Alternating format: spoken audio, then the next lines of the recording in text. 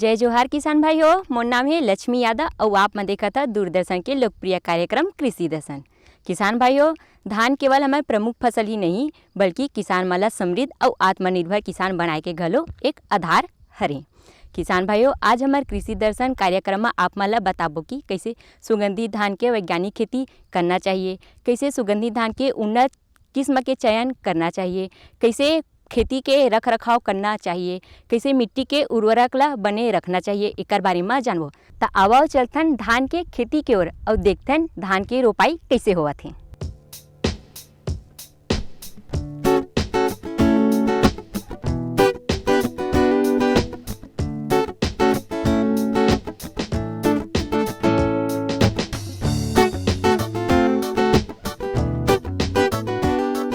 किसान भाइयों, सुगंधित धान हा किसान मन के आय बढ़ाए में महत्वपूर्ण भूमिका निभावत है। एकर खुशबू, उत्कृष्ट गुणवत्ता और बेहतर बाजार मूल्य हा किसान मन के बीच में तेजी से घलो बढ़त हेवय। समय में सिंचाई, समय में संतुलित आहार, समय में जल प्रबंधन और समय में खाद प्रबंधन और सही समय में वैज्ञानिक तरीका के सलाह लेके किसान मन हा अपन खेती में उत्कृष्ट व्यवहार करत है। तो अब एकर बारे में भी जानथन।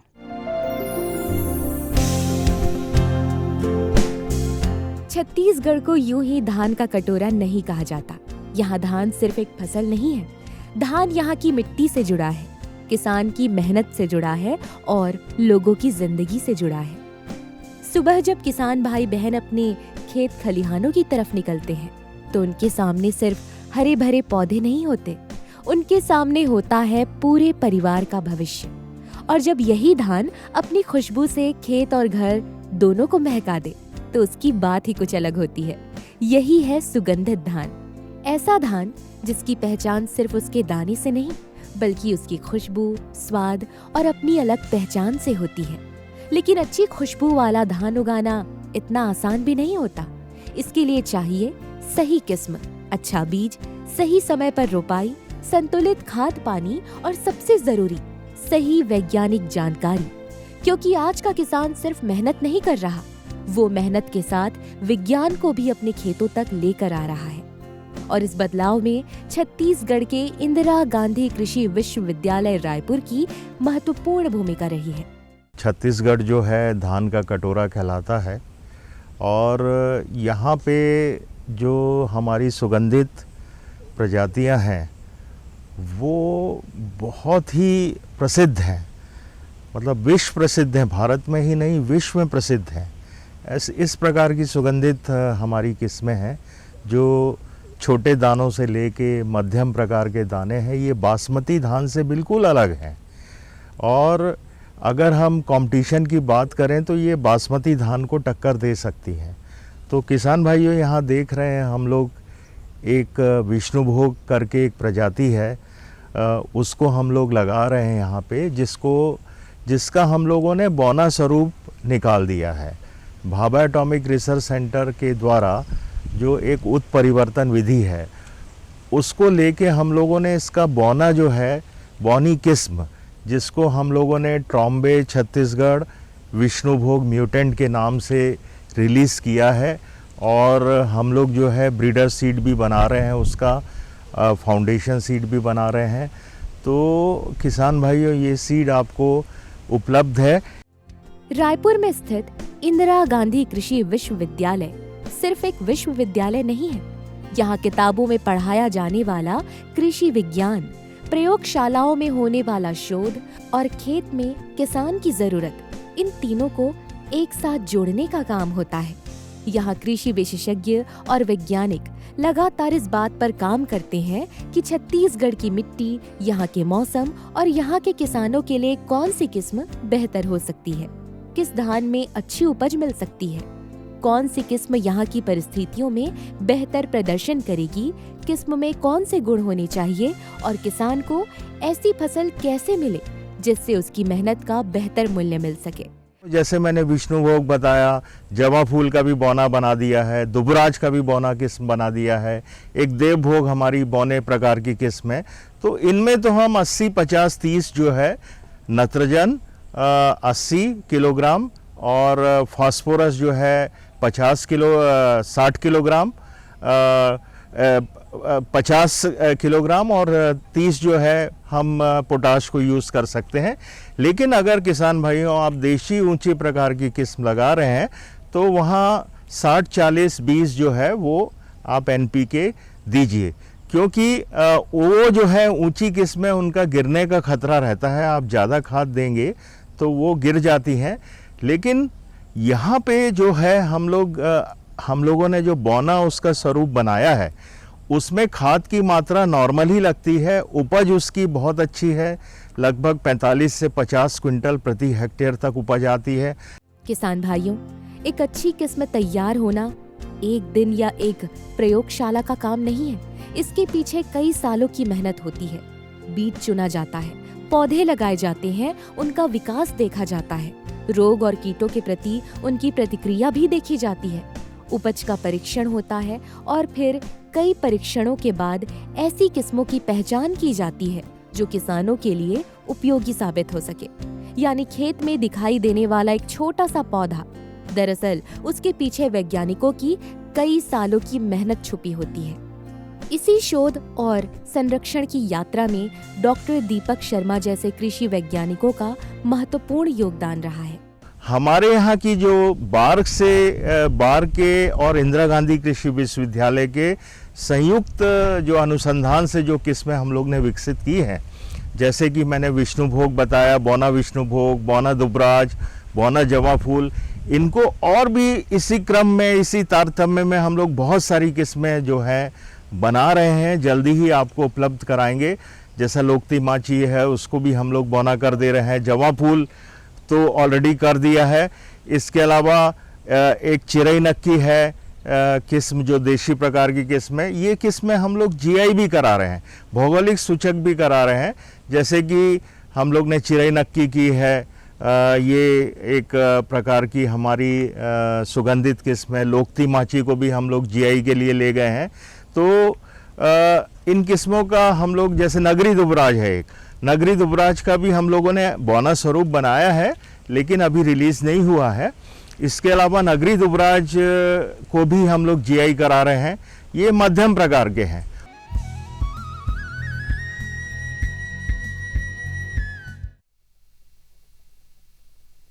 सब्जी में मसाला ज्यादा है। कितनी बार कहा है कि जितनी जरूरत हो बस उतना ही डाला करो। अरे मुझसे तो ऐसा कभी कभार होता है। और तुम जो हमेशा खेत में अनाप शनाप कीटनाशक डालते हो, उसका क्या? ठीक ही तो कह रही है बहू।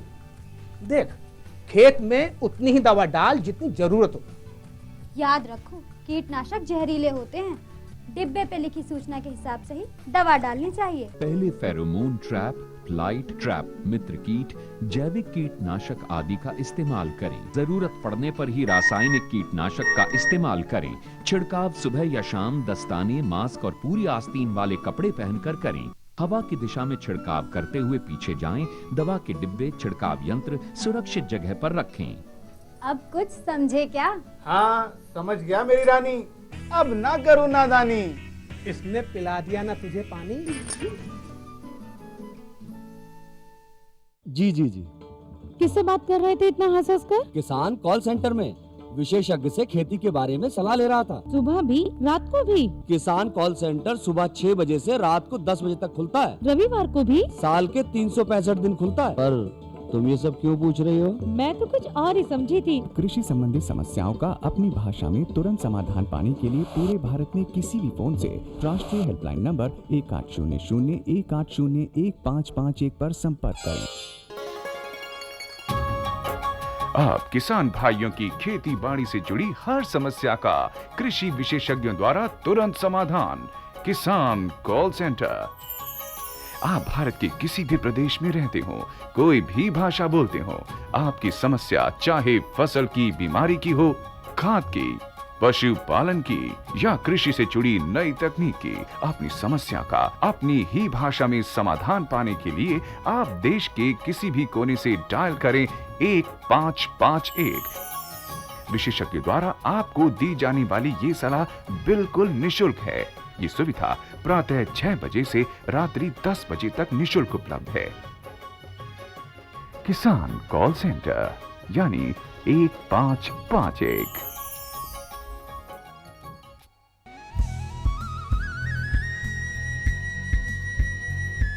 किसान भाइयों, विशेषज्ञों के अनुसार सुगंधित धान के रोपाई ला उचित दूरी में लगा होता फसल हा तेजी से बढ़ी और आप मन ला आय में भी घलो वृद्धि होही। ता अब एकर बारे में भी जानथन। धान की पारंपरिक और उपयोगी किस्मों को पहचानना, उनका अध्ययन करना और उन्हें वैज्ञानिक तरीके से आगे बढ़ाना, ये काम केवल प्रयोगशाला तक सीमित नहीं है। इसके पीछे एक सोच है कि छत्तीसगढ़ की अपनी धान की पहचान बनी रहे। सुगंधित धान हम लगा रहे हैं तो खेत जो है वो समतल होना चाहिए। आप जो खेत तैयार कर रहे हैं किसान भाइयों, ऐसा ना हो कहीं पानी ज़्यादा भर रहा हो, कहीं कम हो, तो वो ठीक नहीं है। खेत का समतल होना, आजकल अभी हाल में जो है लेज़र लेबलर आ गए हैं, तो उससे आप समतल कराइए खेतों को। और मिट्टी परीक्षण जो है वो आवश्यक है। खासकर अगर आप सुगंधित धान लगा रहे हैं तो मिट्टी परीक्षण कराइए कि आपके खेत में ऑलरेडी कितना उपलब्ध है खाद, उसी के हिसाब से फिर खाद की मात्रा को डिसाइड करिए। बीज को उपचारित करिए। बीज को उपचारित करना बहुत अच्छा है। कार्बनडाइजाइम और दूसरा जो दवाइयाँ आ गई हैं, आप 1 ग्राम जो है प्रति किलो के हिसाब से हम उपयोग में लाते हैं। बेबिस्टीन है, ये सारी चीज़ें आप उपयोग करिए। हमारे किसानों को ऐसी किस्में मिले जो उनकी जमीन और परिस्थितियों के अनुकूल हो और हमारी पारंपरिक धरोहर नई वैज्ञानिक तकनीक के साथ आगे बढ़े। प्रोफेसर दीपक शर्मा जी के मार्गदर्शन और शोध कार्यों से जुड़ी हुई धान की किस्मों ने इस दिशा में महत्वपूर्ण योगदान दिया है। आज जिन किस्मों को किसान भाई बहन अपने खेतों में लगा रहे हैं, उनके पीछे वैज्ञानिकों का लंबे समय का शोध, परीक्षण और अनुभव भी शामिल है। कृषक भाइयों, जैसे बुआई की पद्धतियाँ भी इसमें ज़रूरी है। एक सीधी बुआई होती है और एक जैसे कि यहाँ देख रहे हैं रोपाई होती है। रोपाई में भी एक सीधे प्रकार की रोपाई है जिसमें दूरी मैं बता रहा हूँ, लेकिन जो हम अगर सुगंधित प्रजातियाँ लगाएं तो एक तो लाइन सोइंग में आप कर सकते हैं, बिल्कुल जो सीधी बुआई की बात कर रहे हैं तो लाइन सोइंग में आप उसको लगा सकते हैं।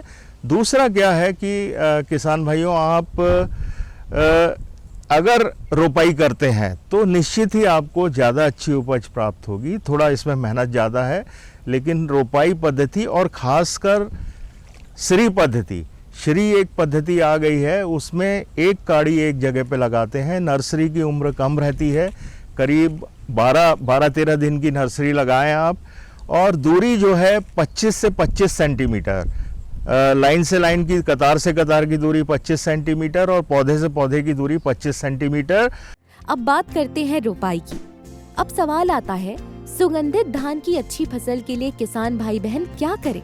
तो सबसे पहले जरूरत है सही और स्वस्थ बीज की, क्योंकि खेती की शुरुआत ही बीज से होती है। अगर बीज अच्छा है तो किसान भाई बहनों की आधी चिंता वहीं खत्म हो जाती है। बीज का चुनाव हमेशा विश्वसनीय स्रोत से करना चाहिए। इसके बाद तैयार की जानी चाहिए धान की नर्सरी। नर्सरी में पौधों की अच्छी देखभाल जरूरी होती है। जब पौधे स्वस्थ और उचित अवस्था में पहुंच जाते हैं, तब उनकी रुपाई खेत में की जाती है। नर्सरी डाली है किसान भाइयों, वो लगभग हम लोग 21 दिन की नर्सरी जो है पौधा जो है लगाते हैं। और यहाँ पे आप देख रहे हैं कतारों में हम लोग लगा रहे हैं, और कतारों में जो दूरी है, कतार से कतार की दूरी है किसान भाइयों, हम लोग 20 सेंटीमीटर रखते हैं, और पौधे से पौधे की दूरी जो है 15 सेंटीमीटर के लगभग रखते हैं। यही दूरी किसान भाइयों आप अपनाएं, और एक स्थान पे 1 से 2 काड़ी जो है लगाएं। उसको ज़मीन में ना एकदम ऐसा टच नहीं कराना है अपने को पौधे को, उसको थोड़ा सा गहराई पे जाके लगाएं, तो वो एक बहुत ही अच्छा जो है ग्रोथ हमारी आएगी उसमें। किसान भाइयों, छत्तीसगढ़ की जलवायु के अनुसार करीब 20 से 25 दिन की स्वस्थ पौध रोपाई के लिए उपयोग की जाती है। हालांकि सही समय, किस्म और स्थानीय परिस्थितियों के अनुसार बदल सकती है। हमारे खेत में लगभग 3.5 से 3.25 एकड़ में अभी धान लगा रहे हैं, और यहाँ सुगंधित धान जो है उसमें विष्णु भोग गोपाल भोग और सुगंधित भोग जो हमें यहाँ इंदिरा गांधी कृषि विश्वविद्यालय से सीड मिले थे उसको लगा रहे हैं। ऑर्गेनिक में मतलब केवल गोबर खाद है। बाकी क्या है, कभी कभी ढेंचा भी डाल देते हैं, जो इस साल डाला था मगर ढेंचा उतना बढ़ नहीं पाया और जैसी सिचुएशन थी तो जितना था उसी में हमने उसको मताई करवा दी। लाइन की दूरी लगभग 10 इंच है और लाइन में पौधे से पौधे की दूरी लगभग 4 इंच है और एक एक काड़ी लगा रहे हैं। और उसका एक कारण ये भी है कि जितने थरे निकले हैं उसको देखते हुए लगता है कि अगर 2-2 काड़ी भी लगाना चाहें तो पूरे एरिया को कवर नहीं कर पाएंगे। और पास्ट में हमने एक एक काड़ी लगा करके देखा, रिज़ल्ट बहुत अच्छा आया। हल्की नमी और उचित जल स्तर में पौधों की रोपाई अच्छी तरह होती है। एक जगह बहुत सारे पौधे लगाने के बजाय उचित संख्या में स्वस्थ पौधे लगाना बेहतर होता है, क्योंकि पौधे भी इंसानों की तरह हैं। उन्हें बढ़ने के लिए जगह चाहिए, हवा चाहिए, रोशनी चाहिए और मिट्टी से पोषक तत्व लेने के लिए पर्याप्त स्थान चाहिए। और आप पानी की मात्रा देख रहे हैं खेत में लगाते समय, इस तरीके से थोड़ा सा 1 सेंटीमीटर उससे भी कम जो है ये पानी की मात्रा होना चाहिए।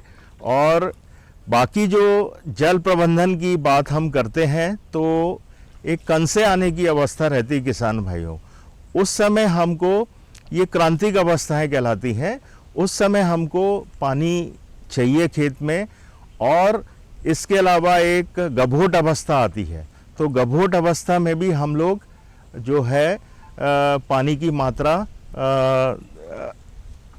रखें खेत में। ये 2 अवस्थाओं में पानी जरूर चाहिए हमको। और अभी जो है वर्तमान में आप खेत देख रहे हैं, इतना ही पानी की आपको ज़रूरत है।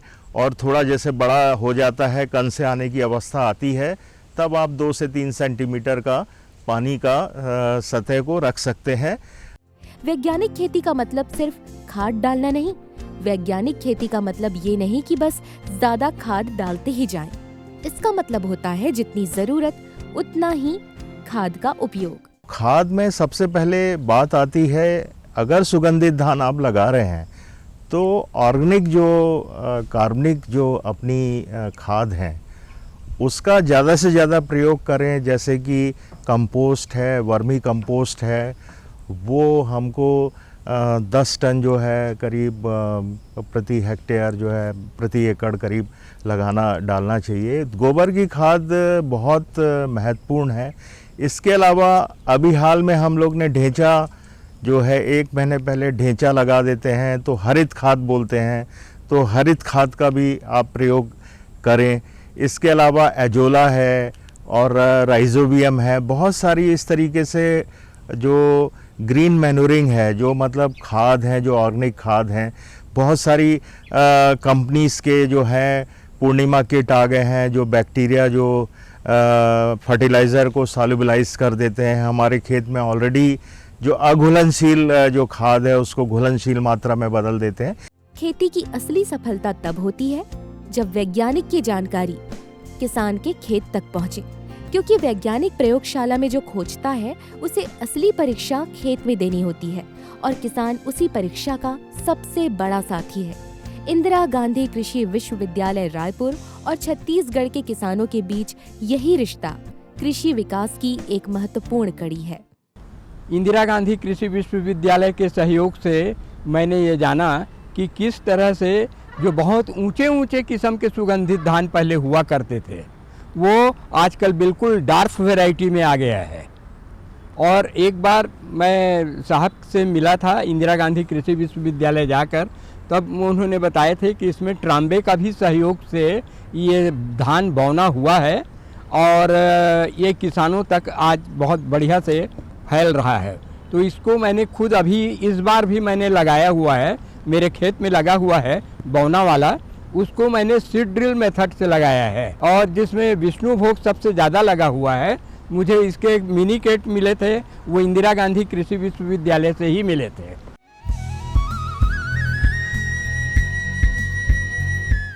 किसान भाइयों, अब बारी है गीत और संगीत की। तो आओ गीत और संगीत के आनंद लेथन।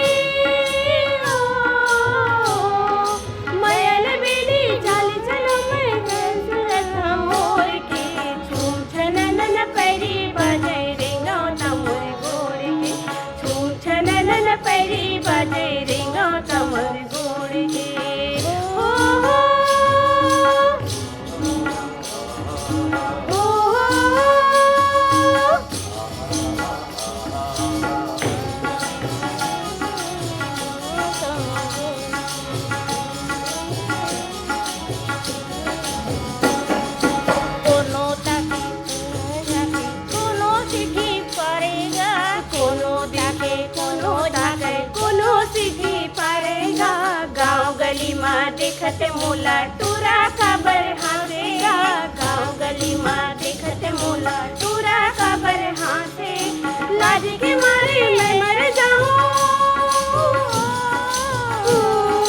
लाज के मारे मैं मर जाऊं, गोड़ के पैरी छोड़ के झूम छनन न पैरी बाजे रेगा तमुर गोड़ के, झूम छनन न पैरी बाजे रेगा तमुर गोड़ के।